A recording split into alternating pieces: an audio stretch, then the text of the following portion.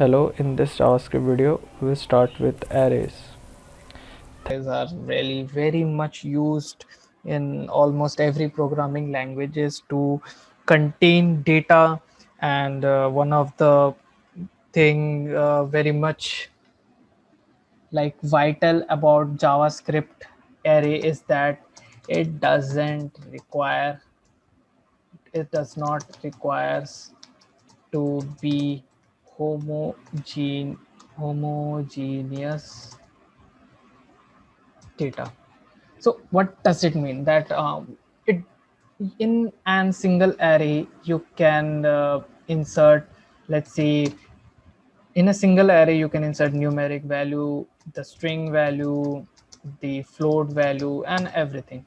It doesn't mean anything. You can even insert booleans and everything. So it doesn't create any such type of partiality with any other data. And it is obviously series of values, and it has having index from 0. So the first object will be as known as 0, and then further on it will go on and on. And different type of function properties and methods can be used. So let's just say there are different properties, let's say dot length, and let's say dot push as a method, and many more. So we will talk about this one by one. So if I just say about dot length, so dot length is nothing, just tells the about the let me just put this down. So what does dot length does? It tells the length of the array. So with this, so what do you do to get the array length? So what you can do is that you will check one by one in every each cell of the array to get the length of the array. But with the use of dot length function, you can just simply get the length of the array. And of course it will tell you whatever the perfect length. It will not tell you one less or one more.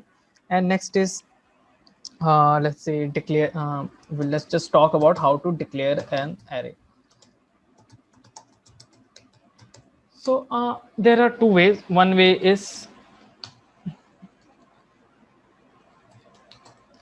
the variable name, and you will just put the things like this. And so what does it mean? It means that you have already defined the space inside the array, which is 3. And another way is not defining the space, AR, and simply just give it a empty value. Fine. And inside this, if you just want to put anything more, you can just keep on and on and go and on and on.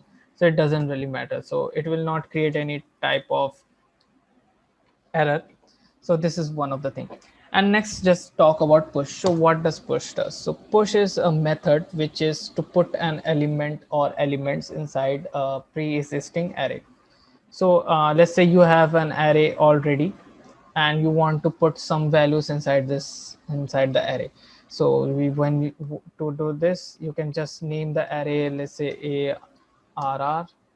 Find what this happen, ARR, and just push whatever value you need to inside the array. So this is one thing. And next is pop. So what does pop does? Pop is to remove the last element of the array. So whatever there is in the last array, it will just remove the element from the array. So one thing you have to keep in mind that in this, it requires values to be passed, but it does not requires any values to be passed. So what is mean that no matter how you call this pop, just simply just call the pop function, and it will just remove the last element. So it doesn't really matter. So, and it can have any value, as I have mentioned earlier. So if I just put it like this array, equals to, and inside this I put 1 and then Shibam and then let's say false. So this is a valid one. This doesn't create any sort of, what do you say, error or anything. No, it does not create. This is perfectly valuable, and it can be get directly, of course. So if you just want to get something like regarded to log, you want to say array, and if you want to get the which value. So remember, this will be the 0th index, and this will be the this will be the 0 index, this will be the first index, this will be the second index. So if I just want to get the second index, I will just put the what first. So by this way, you can just directly get access to whatever value you want and whatever you wish. And of course, you can also use this with the help of new variable. So what does this mean is that, let's say, let hello equals to, and I will just put this as new array, and I'll simply do it like this. Like in the 0th index of hello, I want let's say hi, and in the first index of the, oh sorry, I just wrote 10, and the first index of this thing I want 12. So this is the also the thing. So here you can see it is showing Shibam because I have used this thing. And if I just use like log hello 1, sorry, 2, 1. So 12. So why is it showing 12? Because in the first index it is 12. Fine. So this is the way you can declare the arrays. And as I told you earlier that arrays are very much useful, and it will be you same as useful as object, and it will be used and everything when you are moving ahead with JavaScript or any other languages. So with array, it comes with several methods. So I will just mention some of them. Let's see, it's the first one which I would like to say is concat. So what it does is that it will just join two arrays. Okay, so let me just say it will join two arrays. Next, I will talk about find. So what it does is, first of all, it will take a parameter, of course, and then it will find the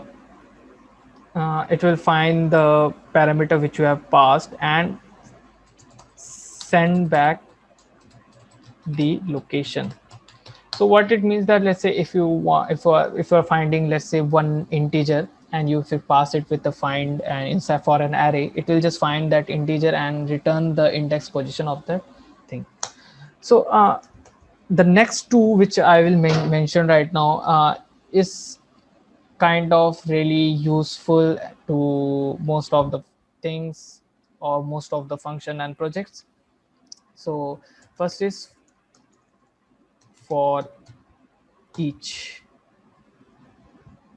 Okay, so it just took all the emmet. So what it means that, let me write the second one also, then it will be really helpful.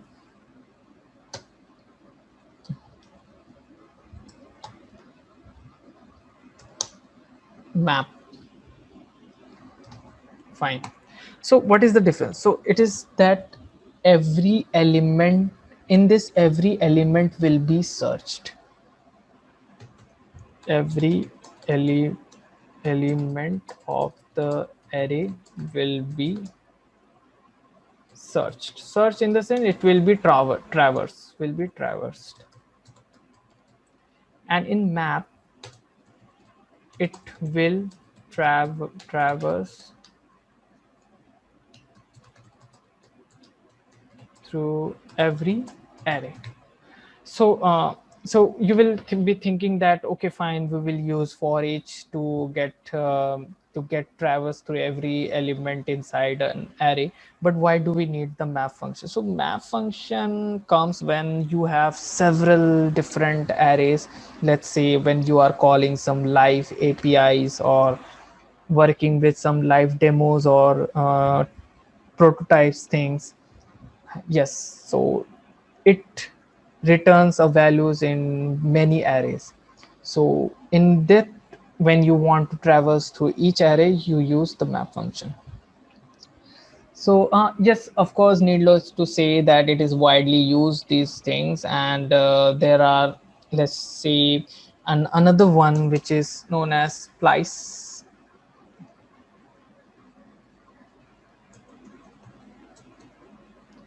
So okay, what does happen? So let me just show it like this.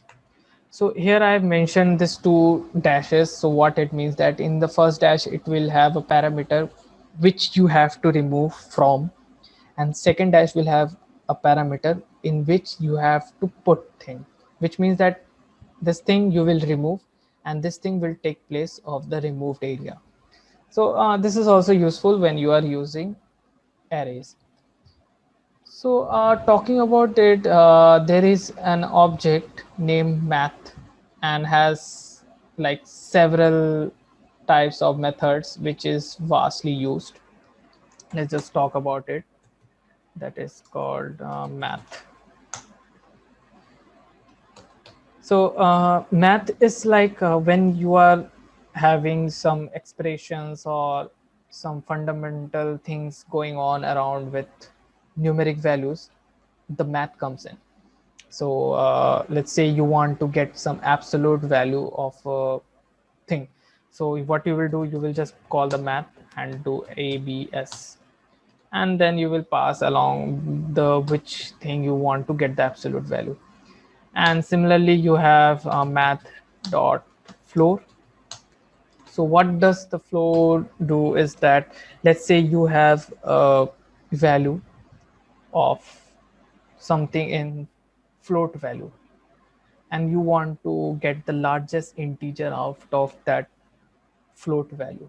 So you will just call this math.floor, and inside that, let's say 8.9 blah blah blah, and it will give you the largest integer. And next is math.random.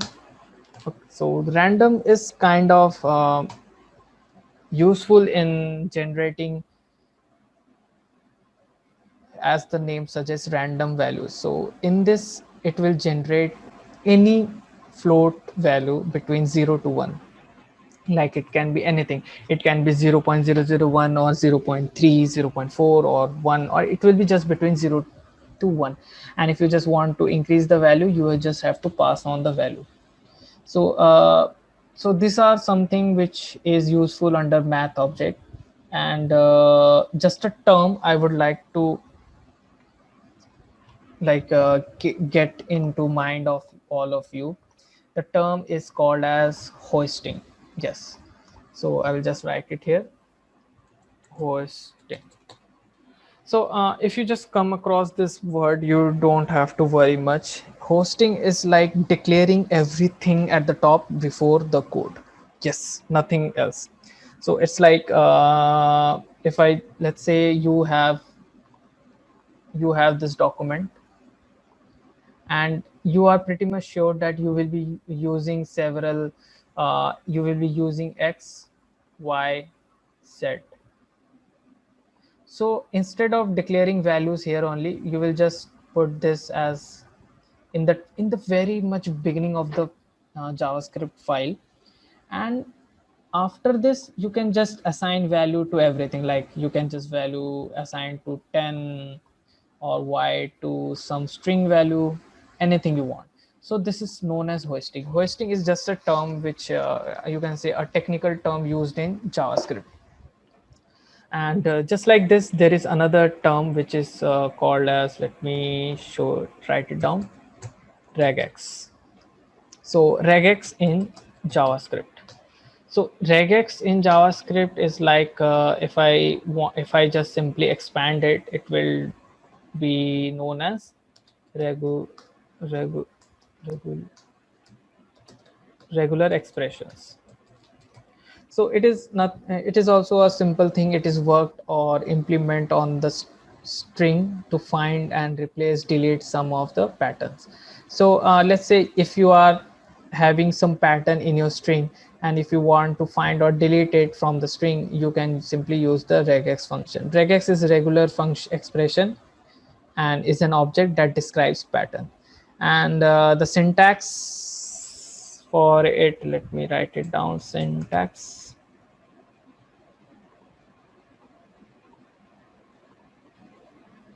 the syntax would be, let me just change the color, slash pattern, the pattern you want to search or for delete, and then the modifier, like what you want to do with the pattern.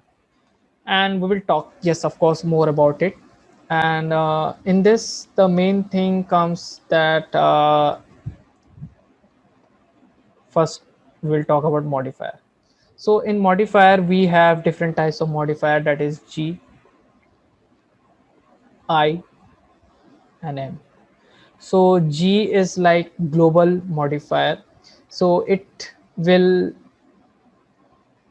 search through the whole string and it will not stop until it reaches to the last. And it will keep on searching for the particular thing which you have asked for from the regex expression.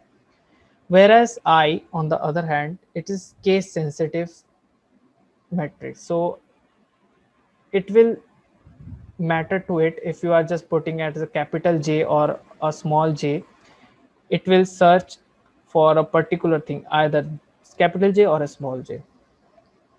And M is multi-line thing modifier, which means that even if there are several lines inside a string, it will just go on with every line. So this is very much simple. And next is about brackets. So why I'm talking about brackets, because it also has a good role. Let's say if I have something like this, and if I just put it here as ABC, what it means that any character between this bracket, it will be searched.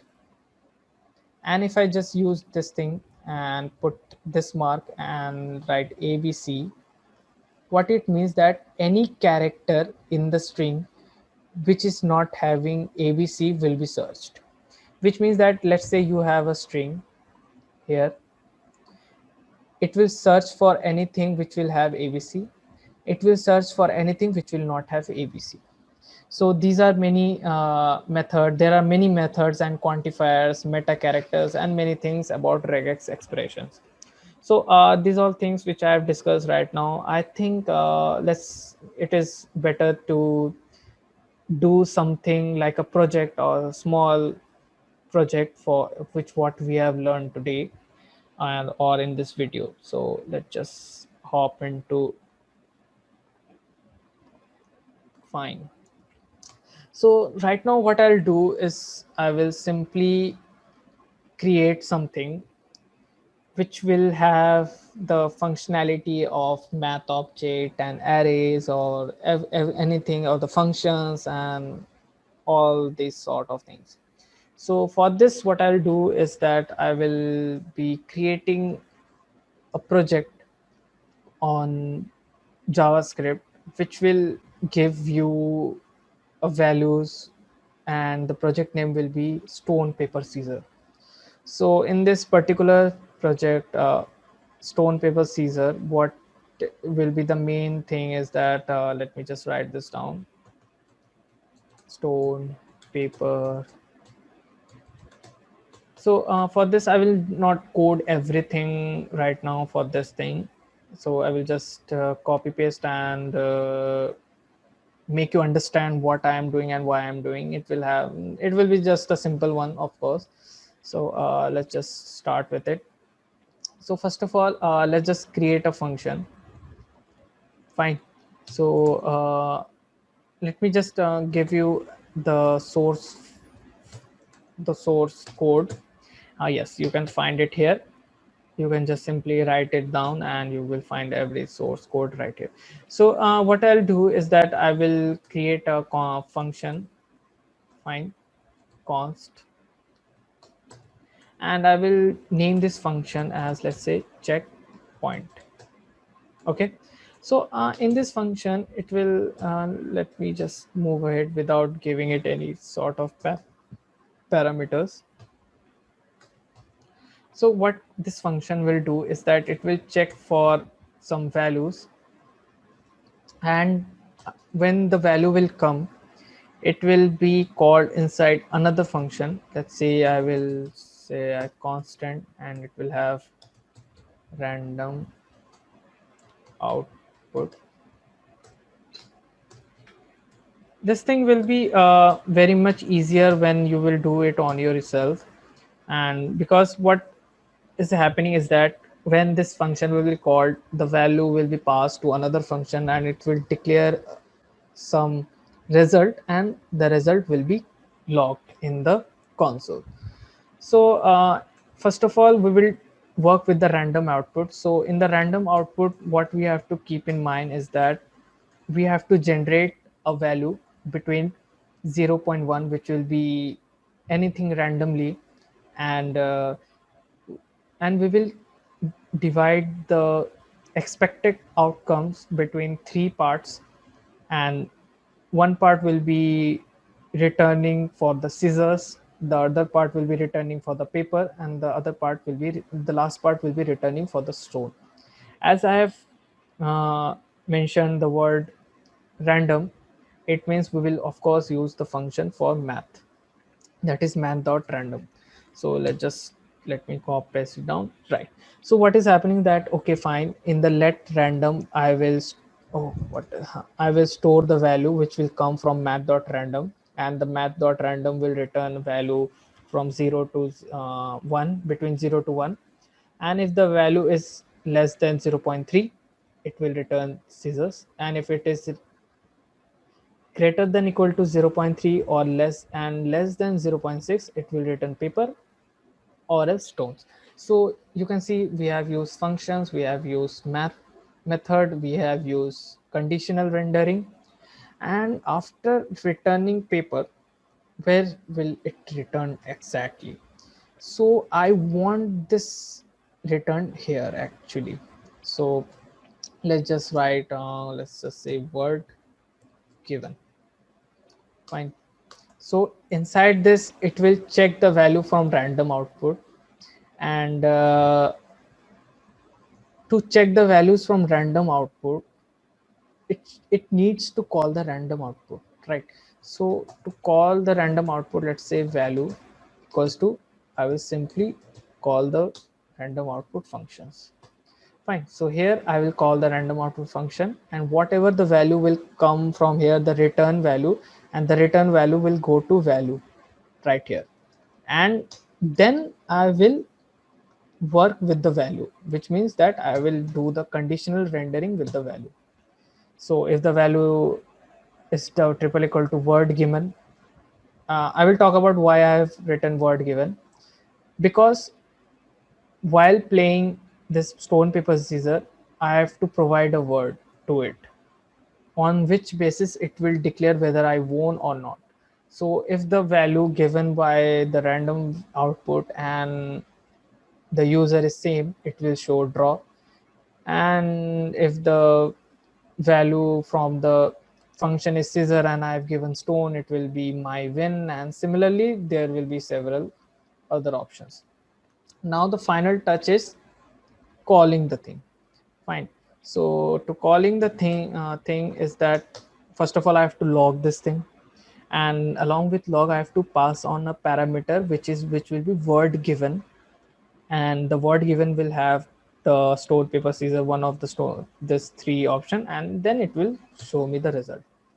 So check output, okay, fine, it will call this function check our checkpoint I have written, okay, fine, no issues. Let me just check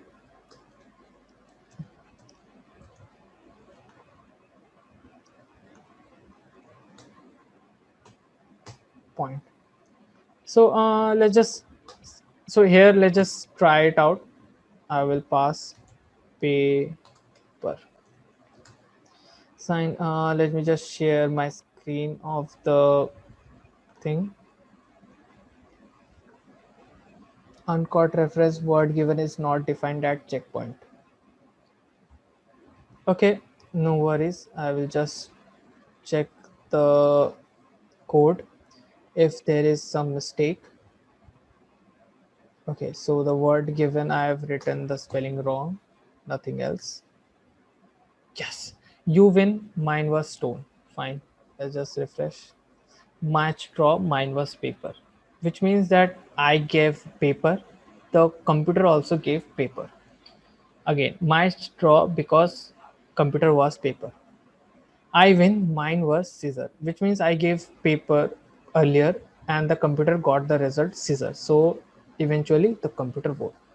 So this is a very simple project based on what we have learned so far. And yes, this will be all.